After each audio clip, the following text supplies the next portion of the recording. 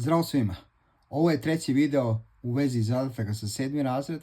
Pitanje koje sam danas postavio glasilo je: Bojan i Goran su uložili izvesne sume novca u zajednički posao, i to Bojan 600 evra, a Goran 450 evra. Zarađeno je 140 evra. Kako da podele zaradu prema uloženom novcu? Naravno, ja sada radim samo na engleskom da bismo imali vremena da završimo sve.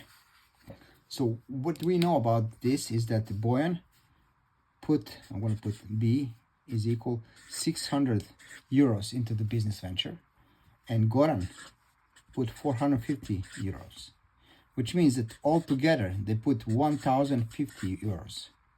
And we can represent that as 600 euros out of 1050 for Bojan, and 450 out of 1050 for Goran. Now we have to simplify this to make things a little bit easier. We can represent this as these fractions if we divide both numbers by 150, which is a biggest common denominator. So if we divide both numbers by 50, we're going to get 4 out of 7, and here is going to be 3 out of 7, which means Bojan should receive 4 sevenths and Goran should receive 3 sevenths.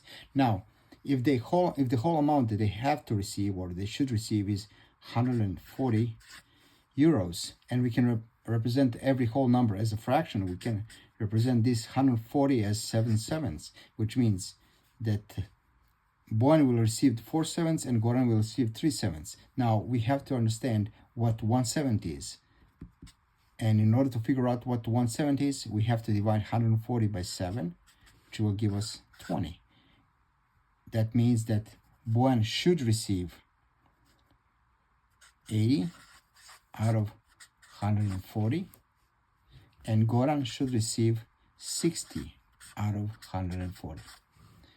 Nadam se da je ovo bilo jasno. Ukoliko imate dodatnih pitanja, upišite u komentarima. Naravno, možete upisati komentare vezane za domaće zadatke vaše dece, a ja ću svakako to obraditi u nekom od narednih videa. Da se razumemo i da rastemo. Prijetno.